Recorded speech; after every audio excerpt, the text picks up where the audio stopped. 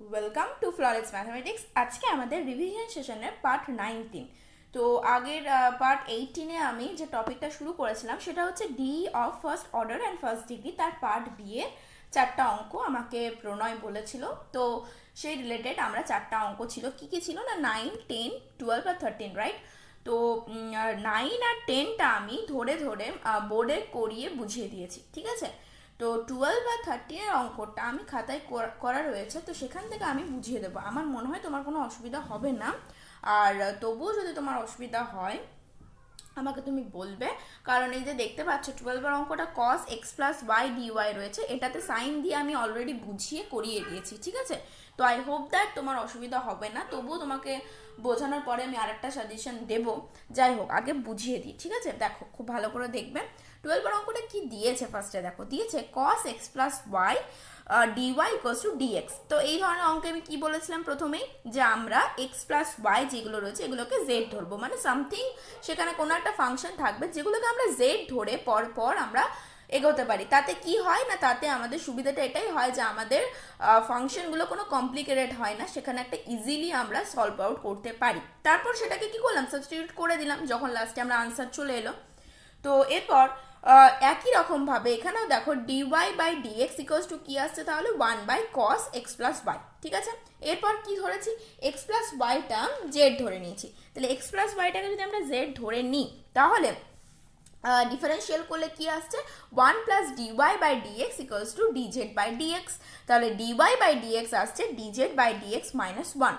এবং তারপর আমি কি করেছিলাম না, প্রথম দিক থেকে যখন রিভিশন সেশন করাচ্ছিলাম তখন আমি নাম্বারিংগুলো করাইনি, বিকজ তোমরা আমি এটা ভেবে এগোচ্ছি যে মেন সেশন আমার সব ভিডিও দেখেছো বা নিজেরাও করেছো, টিউশন হোক বা যে কোনোভাবেই হোক কমপ্লিট করার পর, তাই আর এখানে বোঝাইনি। কিন্তু প্রথমে যখন বোঝাচ্ছিলাম তখন আমি 1, 2, 3 এরকমভাবে নাম্বারিং করে কি পাচ্ছি না, ফ্রম 1, 2 and 3 উই গেট যে আমরা ডিওয়াই বাই ডিএক্সটাকে সাবস্টিটিউট করছি dz by dx minus 1 equals to, তাহলে কি পাচ্ছি 1 by cos x plus y, that means cos z. তাহলে কস জেড পেলাম। এরপরের কাজ কি না, method of separation of variables. এর মানেটা কি না, এর মানে হচ্ছে যে জেডের যে চলরাশি বা এক্সের যে চলরাশি সেগুলোকে আলাদা সেপারেট করবো এবং তারপর আমরা বোথ সাইড ইন্টিগ্রেশন করবো with respect to x and with respect to Z also. তো কি পাচ্ছি আমরা না, ডিজেড বাই ডিএক্স এখানে মাইনাস 1 আছে, সেটাকে রাইট হ্যান্ড সাইডে নিয়ে গেলে 1 বাই কস জেড প্লাস 1, ঠিক আছে? তারপর dz by dx equals to কি পাচ্ছি, 1 plus cos z by cos z, ঠিক আছে? তোমরা কিন্তু বুঝে রেখে দিও না, তোমরা কিন্তু লেখো, আমার সাথে সাথে লেখো, আমি ধরে ধরে বলছি, তোমরা লিখতে থাকো। কোনো জায়গাটা যদি মনে হচ্ছে আমি স্পিডে বলছি তো তোমরা একটু পজ করে রাখো, ওকে? আমি দেখো খাতা কিন্তু স্টিল রেখে দিয়েছি। তো এরপরে দেখো না ডিজেড বাই ডিএক্স, তাহলে এখানে আমরা কি পাচ্ছি না cos z dz, cross multiplication দেখো cos z dz divided by 1 plus cos z dz equals to dx. আমি বোর্ডেই করাতাম, কিন্তু আমি দেখলাম টাইমটা একটু হলেও কনজিউম হবে, সেটাতে তোমাদেরও ভালো, কারণ তোমাদের একটু দেখলে তোমরা মানে তোমাদের অঙ্কটা তোমরা বুঝে যেতে পারবে আর নিজেরাও করতে পারবে, ঠিক আছে? এরপর কি করব, আর অনেক অঙ্ক বুঝিয়ে দিয়েছি আমি করে করে, আগের দিন অবধিও বুঝিয়েছি। তো যাই হোক, কি করবো এরপরে দেখো না, cos z plus 1 minus 1 divided by cos z plus 1 dz. কেন করলাম দেখো, এই অ্যারেঞ্জমেন্টটা করার কারণ একটাই, সেটা হচ্ছে আমরা যদি অ্যারেঞ্জমেন্ট করি কস জেড প্লাস 1 হরেও কত আছে, কস জেড প্লাস 1, তার মানে ডিজেড এর ইন্টিগ্রেশন হয়ে যাচ্ছে, আর minus dz by 1 plus cos z equals to তোমার ইন্টিগ্রেশন ডিএক্স। আচ্ছা, তাহলে কি পাচ্ছে, একটা কনস্ট্যান্ট থাকবে। আচ্ছা, এর পরেরটা দেখো কি পাচ্ছি, এখন আমরা dz by 1 plus cos z এর ইন্টিগ্রেশনটাকে আলাদা করে আমি তোমাদের জন্য করে রেখেছি, তার কারণ একটাই, যাতে তোমরা ভালো করে বুঝতে পারো।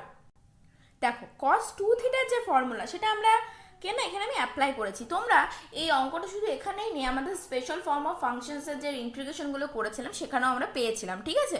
তো এখানে cos z এর জায়গায় আমি যেটা কী করে লিখেছি না 1 minus tan square z by 2, এবং সেখানে আমি তোমাদের শিখিয়ে দিয়েছিলাম যে cos z থাকলে কিভাবে রিপ্লেস করবে, তারপরে তোমাদের ইন্টিগ্রেশনটা কন্টিনিউ করবে, সাইন জেড থাকলে কি করবে, এভরিথিং, ওকে? তো যারা এখন অবধি দেখোনি তাদেরকে আমি বলবো যে স্পেশাল ফর্ম অফ ফাংশনসের মানে চ্যাপ্টার 8 ইউনিট 3 সেই রিলেটেড ভিডিওগুলো দেখো। আই হোপ দ্যাট তোমাদের ইন্টিগ্রেশনে আর কোনো রকম কোনো ফর্মে অসুবিধা হবে না, কারণ ওখানে আমি ফর্ম ওয়াইজ আলাদা আলাদা করে করিয়েছি, ঠিক আছে? তো আমি আবার করাবো, কোনো অসুবিধা নেই। তাহলে এখানে আমরা কি করছি না 1 minus tan square z by 2 divided by 1 plus tan square z by 2, এটা কোথা থেকে এলো না cos 2z এর ফর্মুলা, এটা আমরা আছে, ঠিক আছে। cos 2 থিটার ফর্মুলা হচ্ছে 1 minus tan theta 1 minus tan square theta divided by 1 plus tan square theta. এবার এখানে 2 থিটার জায়গায় জেড রয়েছে, তাই থিটার জায়গায় জেড বাই 2 হচ্ছে, অ্যাজ সিম্পল, রাইট। তো এরপরে কি হচ্ছে, তাহলে 1 প্লাস ওখানে যেটা রয়েছে দেখতে পাচ্ছ 1 minus tan square z by 2 divided by 1 plus tan square z by 2। তাহলে এটাকে লসাগু করলে কি আসছে, 1 plus tan square z by 2 plus 1 minus tan square z by 2, যেখানে দেখো এটা ক্যান্সেল হয়ে যাচ্ছে। আর 1 plus tan square z by 2টাকে আমরা যদি লবে নিয়ে যাই, সেটা আমরা কি জানি ফর্মুলাটা, সেক স্কোয়ার জেড বাই 2, কারণ আমরা ফর্মুলা জানি 1 plus tan square theta equals to sec square theta, ঠিক আছে। তাহলে কি পাচ্ছি আমরা, এখানে দেখো 2 পাচ্ছি, তাহলে 1 প্লাস 1 2, সেটাকে হাফটাকে আমি বাইরে রেখেছি, এবং sec square z by 2 dz তার ইন্টিগ্রেশন। তার ইন্টিগ্রেশনের ফর্মুলা কি হয় না, ট্যান জেড বাই 2 বাই এখানে কি হচ্ছে বাই 1 বাই 2, দ্যাট মিনস ওপরে 2টা চলে যাচ্ছে, তাহলে tan z by 2 plus C. তাহলে এটার ইন্টিগ্রেশনটা কি পেলাম, tan z by 2 plus C, একটা কনস্ট্যান্ট। তাহলে আমরা যেটা পেয়েছিলাম, এটা তো লেফট হ্যান্ড সাইডে ছিল আর রাইট হ্যান্ড সাইডে ছিল ডিএক্স এর ইন্টিগ্রেশন, মানে এক্স প্লাস কে একটা কনস্ট্যান্ট। তাহলে সেখানে আমরা জেড এর জায়গায় এবারে কি বসাচ্ছি, এক্স প্লাস ওয়াই, যেটা আমরা ধরেছিলাম, ঠিক আছে। তাহলে x plus y minus tan x plus y by 2 equals to x plus একটা কনস্ট্যান্ট। তাহলে ওয়াইটা আমরা কি পাচ্ছি, ওয়াই ইকুয়ালস টু আমরা পাচ্ছি, যেহেতু বোথ সাইডে এক্স রয়েছে, এক্সটাকে আমরা রিমুভ করতে পারি। So the ultimate solution is y equals to tan x plus y by 2 plus k. এটা হচ্ছে আমাদের 12 ম্যাথের আনসারটা। আমাকে প্রণয় তুমি বুঝতে পেরেছো কি না জানাবে, ঠিক আছে।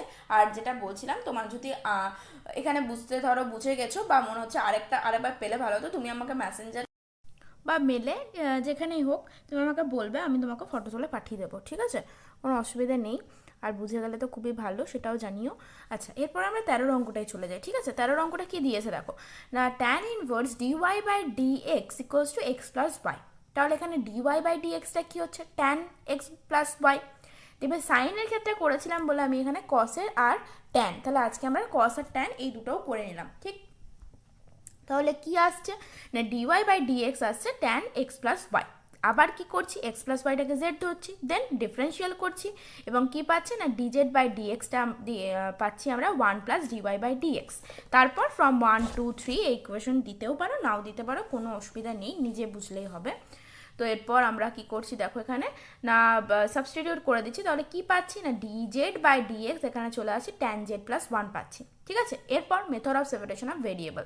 তাহলে এখানে যেটা একটু টাফ সেটা হচ্ছে ইন্টিগ্রেশনটা, এবং সেটা আমাদের ওই যে স্পেশাল ফর্ম অফ ফাংশন, ওই জন্যই বললাম যে ওই চ্যাপ্টারের ভিডিওগুলো না ভালো করে দেখবে, কারণ ওখানে যে ইন্টিগ্রেশনের বেস আমি ক্লিয়ার, কনসেপ্ট আমি ক্লিয়ার করে দিচ্ছি, ওখানে যদি ইন্টিগ্রেশনগুলো তোমরা মেথড অফ সাবস্টিটিউশন, ঠিক আছে, তারপর তোমাদের বাই পার্টস যেটা রয়েছে চ্যাপ্টার 7 চ্যাপ্টার 8, এই তিনটের তোমরা যদি খুব ভালো করে ইভেন ডেফিনাইট ইন্টিগ্রাল মানে বলবো, এই যে ইন্টিগ্রেশনগুলো তোমরা যদি ভালো করে দেখে নাও, পরের চ্যাপ্টারে যে ইন্টিগ্রেশনগুলো লাগছে আমার মনে হয় না তোমাদের কোনো অসুবিধা হবে, কারণ এইগুলো প্রত্যেকটা ধরে ধরে আমি সেখানে বুঝিয়ে দিয়েছি। এই যে অভেদের নিয়ম সেটা ওখানে কিন্তু বোঝানো আছে। এরপরে যেটা আমি করব, যেটা এখানে 1 প্লাস ট্যান জেড, সেটাকে আমি ভাঙছি কি করে, sine z by cos z দিয়ে, তাই তো। তাহলে sine z by cos z দিয়ে ভাঙলে আমাদের লবে আসছে cos z dz divided by হরে আসছে cos z plus sine z equals to dx. এরপর বোথ সাইড ইন্টিগ্রেশন করছি। এইখানের যে ইন্টিগ্রেশন, এই ইন্টিগ্রেশন কিন্তু এই চ্যাপ্টার রিলেটেড নয়। এখানে আমাদের এই যে ধরাটা এবং তারপরে যে মেথড অফ সেপারেশন ভেরিয়েবল, এটা হচ্ছে এই চ্যাপ্টারের ক্ষেত্রে নিউ, মানে চ্যাপ্টার 11-এর কথা বলছি। কিন্তু চ্যাপ্টার 6, চ্যাপ্টার 7, চ্যাপ্টার 8 এগুলোকে কিন্তু ইন্টিগ্রেশনগুলো আমরা শিখে এসেছি। তো তুমি মানে তোমাদের যদি কোনো রকম কোনো অসুবিধা থাকে, আমি বারবার বলবো প্লেলিস্টে চলে যাও, দেখবে আমার হোম, তারপরে ভিডিও, তারপরে প্লেলিস্ট শো করে, সেই প্লেলিস্টে যাবে, প্লেলিস্টে গিয়ে প্লেলিস্টের মধ্যে খুঁজবে, দেখবে special form of functions and integrals of special form of functions, মানে ইউনিট 3 চ্যাপ্টার 8 এরটা, ঠিক আছে। সেখান থেকে তোমরা এইগুলো ডিটেলসে বুঝে যাবে। আমি এখন এটা রিলেটেড হয়তো বোঝাবো, কিন্তু এর শুধু একটা ম্যাথ করলেই তো হবে না, তো এটা রিলেটেড আরও অঙ্ক কিন্তু তোমাদের ওখানে পেয়ে যাবে। কিভাবে করি আমরা অঙ্কগুলো, এলএম মেথড ইউজ করে। এলএম মেথড কীভাবে করি না, এই যে দেখছো কস জেড যেটা লবে থাকে, সেটাকে আমরা নিচের যে হরের যে ফাংশনটা থাকে সেটাকে আমরা এল আর এম দিয়ে রিঅ্যারেঞ্জ করি। কিভাবে করি না, এল ইন্টু এখানের ফাংশনটা মানে l into cos z plus sine z plus m into d d x of that function, ঠিক আছে। তাহলে দেখো cos z equals to l into cos z plus sine z plus m into d d x of sine z plus cos z. ঠিক আছে, এর পরের কাজ কি আমাদের, একদম তোমরা মানে আমাদের যে ব্র্যাকেট রয়েছে ওপেন করে দাও, ডেরিভেটিভ করে নাও। এরপরের আমাদের কাজ হচ্ছে উভয় পক্ষের সহগ তুলনা করো। এখানে যেমন কস জেডের ক্ষেত্রে সহগ কি আছে, এল একটা পেয়েছি আর এম পেয়েছি, তাহলে এল প্লাস এম, আর সাইন জেডের ক্ষেত্রে পেয়েছি এল মাইনাস এম। তাহলে এখানে দেখো মানে লেফট হ্যান্ড সাইডের দিকে তাকাও, দেখো কস জেড রয়েছে, তার মানে এল প্লাস এম এর সহগের সাথে তুলনা করলে আমরা কস জেডের সহগের সাথে তুলনা করলে কি পাচ্ছি, এল প্লাস এম ইকুয়ালস টু 1। কিন্তু লেফট হ্যান্ড সাইডে কিন্তু সাইন জেড নেই, তাহলে সাইন জেড যেহেতু নেই তাহলে এটা আমরা কি লিখতে পারি, L minus M equals to 0। তাহলে দেখো আমরা এল আর এম এর ভ্যালু পেয়ে গেলাম। এরপরের কাজ কি, এই যে ফার্স্ট ইকুয়েশন যেটা আমরা রিঅ্যারেঞ্জ করার চেষ্টা করেছিলাম, যেটা আমরা নিজেরা ধরেছিলাম, সেখানে আমরা মানগুলো বসাবো। দেখো মানগুলো আমি বসিয়েছি, ঠিক আছে। এবারে মানগুলো বসানোর আগে আরেকটা জিনিস আমাদের, কেন আমরা এরকম এলএম মেথড ইউজ করি না, ইন্টিগ্রেশনটাকে সহজ করার জন্য। কিভাবে সহজ হয় না, আমরা রিঅ্যারেঞ্জ করলে, আমি দেখো একটা লাইনে লিখেও রেখেছি, রিঅ্যারেঞ্জ করলে এখানে দেখো যেহেতু সেম থাকে তাহলে সেটা কেটে যায়, যাই থাকুক এনিথিং এলস।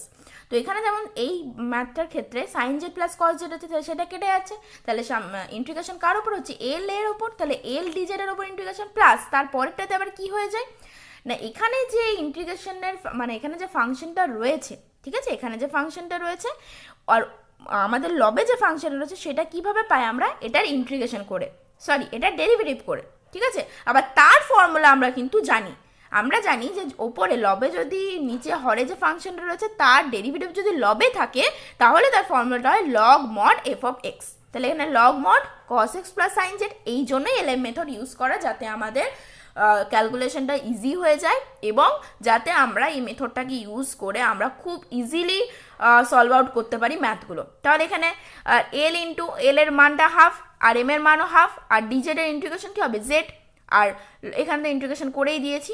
তাহলে একদম ফাইনাল আনসার আমরা কি পাচ্ছি, এটা তো আমাদের লেফট হ্যান্ড সাইডে ছিল, রাইট হ্যান্ড সাইডে ছিল এক্স প্লাস কে, ঠিক আছে। তাহলে এরপর জেডের জায়গায় আমরা এক্স প্লাস ওয়াই, দেখো আমি বসিয়েছি প্রত্যেকটা জায়গায়, নিজেরাও দেখতে পাচ্ছ।